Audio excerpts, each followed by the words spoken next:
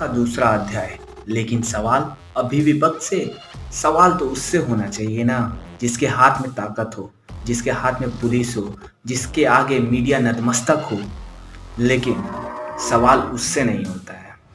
हम लेके आए हैं खबरों का एक ऐसा शो जहां सवाल होंगे ताकत से, सवाल होंगे बेबाक बेलाग और उनसे जो बसते हैं सवाल।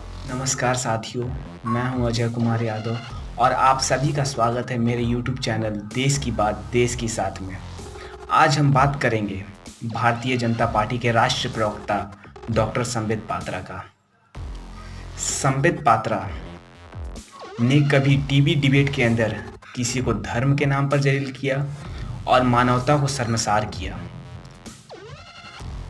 हाल ही की घटना है, एक टीवी डिबेट के अंदर संबित पात्रा ने नरेंद्र मोदी को देश का बाप करार दिया। ये कितनी शर्म की बात है। संबित पात्रा को इस बयान पर शर्म करना चाहिए, खेद प्रकट करना चाहिए, क्योंकि एक इतने बड़े प्रवक्ता को ये शोभा नहीं देता है। एक टीवी डिबेट के अंदर उन्होंने प्रधानमंत्री को देश का बाप करार दिया। उस प्रधानमंत्री को जो प्रधानमंत्री अपनी चुनावी रैलियों में ये कहता फिरता है कि मुझे गंगा माँ ने बुलाया है, मुझे धरती माँ ने बुलाया है, मैं अपनी माँ की सेवा करने आया हूँ। सोचिए ये कितनी गिरी हुई हरकत है संबित पात्रा के द्वारा। लेकिन इस पर ना तो भारतीय जनता पार्टी की तरफ से कार्रवाई हुई, ना ही उस टीवी डिबेट के अंदर संबित पात्रा ने कभी माफ़ी मांगी। इससे ये बताता है कि संबित पात्रा कितने मंद बुद्धि के प्रवक्ता हैं। ये वीडियो बहुत शर्मसार करने वाला है। मोदी जी आपके चाचा हैं क्या? मेरे चाचा नहीं, तो कौन है? इस देश के बाप हैं। आपको अवगत कराना चाहूंगा। राजदीप सरदेसाई एक बहुत ही गंभीर पत्रकार, उसे अपने ट्विटर हैंडल पर माफ़ी मांगनी पड़ी। आखिर में इतने गंभीर पत्रकार को अपने ट्विटर हैंडल पर माफ़ी क्यों मांगनी पड़ी, ये एक बहुत बड़ा प्रश्न है। राजदीप सरदेसाई को संबित पात्रा के जो बदसलूकी की उन्होंने, उनके व्यवहार के चलते राजदीप सरदेसाई ने माफ़ी मांगी। राजदीप सरदेसाई ने इसलिए माफ़ी मांगी क्योंकि राजदीप सरदेसाई ये बात जानते हैं कि अगर वो बीजेपी के प्रवक्ताओं को कटघरे में खड़ा करते हैं तो कल से बीजेपी प्रवक्ता उनके कार्यक्रम में अपने प्रवक्ताओं को भेजना बंद कर देगी। सोचिए कितनी गिरी हुई राजनीति, कितनी ओझी राजनीति का चरित्रवान हुआ है इस जगह पर। मैं आप सभी को एक बात बहुत स्पष्ट तरीके से बताना चाहता हूँ, क्योंकि नेता कितना भी बड़ा क्यों ना हो, जब एक आम आदमी उससे एक आम सा सवाल करता है तो अच्छे अच्छे नेताओं के पसीने छूट जाते हैं और वो सवालों से पीछे भागता है। जब एक आम आदमी सवाल करता है तो संबित पात्रा जैसे बिगड़ैल प्रवक्ताओं को भी भागना पड़ जाता है। देखिए इस वीडियो में।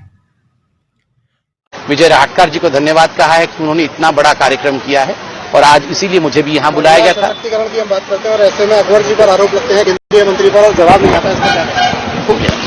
नहीं, जवाब तो कम से कम, जब महिला सशक्तिकरण की हम बात कर रहे हैं तो जवाब तो कम से कम दिया। संबित जी खुद तो बता दीजिए, कुछ तो जवाब दे दीजिए कि आखिर महिला सशक्तिकरण की बात अगर चल रही है आप सवालों से भागने की कोशिश तो कम वक्ता होते हुए भी सवालों से अकबर जी के मामले पर क्या कहेंगे बता दीजिए। आपने देखा इस वीडियो में कैसे डॉक्टर संबित पात्रा एक आसान से सवाल का जवाब नहीं दे पाए। एक और वाकया से मैं आपको रूबरू करवाता हूँ।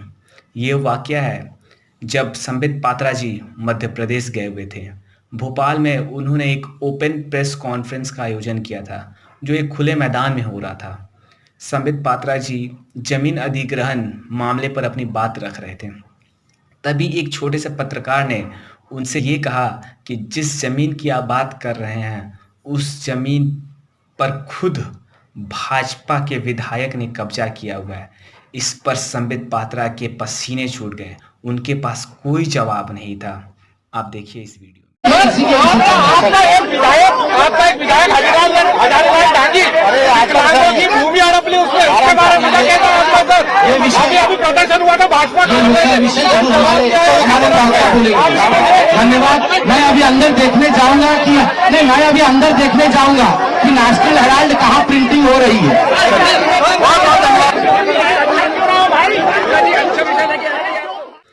संबित पात्रा दोनों ही मौक़ों पर सवाल बहुत आसान थे, लेकिन संबित पात्रा जवाब नहीं देना चाहते थे या फिर जवाब दे ही नहीं सकते थे। संबित पात्रा को बिगाड़ने का काम और किसी ने नहीं बल्कि न्यूज़ चैनल्स ने किया है।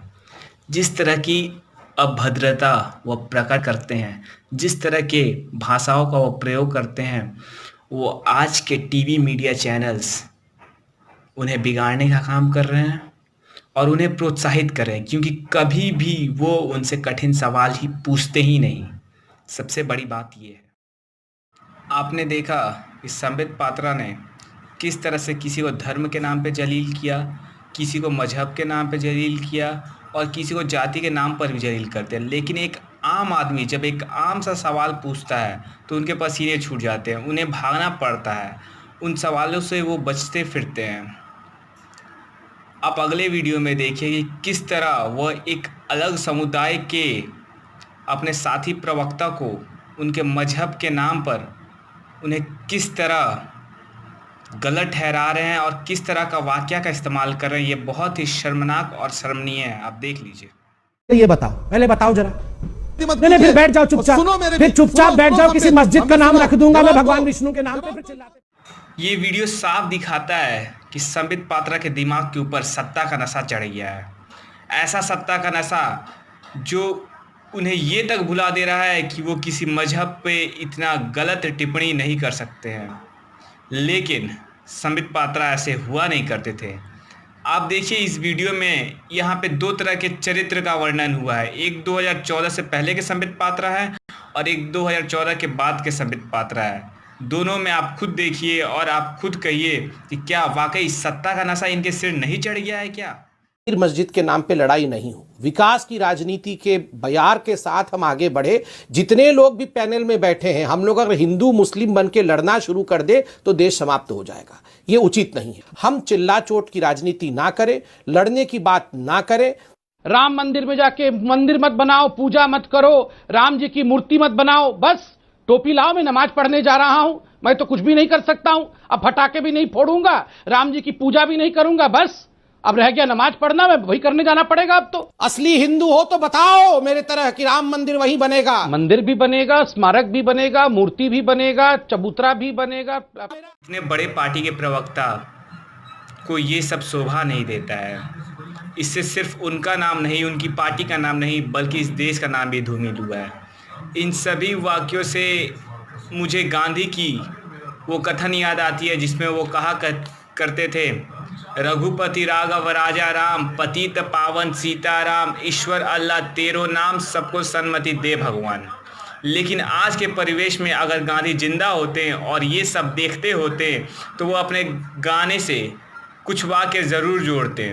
वो कहते, रघुपति राघव राजा राम, पतित पावन सीताराम, ईश्वर अल्लाह तेरो नाम, सबको सन्मति दे भगवान, सबको शिक्षा, सबको काम, रोटी कपड़ा और मकान, सब इंसान को मिले बराबर का आत्मसम्मान। जी हाँ, बराबर का आत्मसम्मान, ये हमारे देश के लिए बहुत ज़रूरी है। और मैं सभी युवाओं से आग्रह करूँगा कि आप लोगों को आज देश की लड़ाई में सामने आना होगा।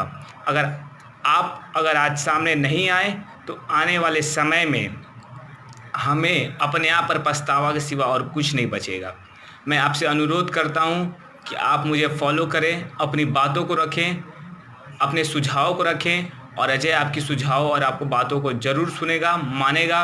और आप जिस तरह की वीडियो का आवेदन करेंगे मैं उस वीडियो को बनाने की ज़रूर कोशिश करूँगा। बहुत बहुत धन्यवाद, बहुत बहुत प्यार, आप सभी का बहुत आभार।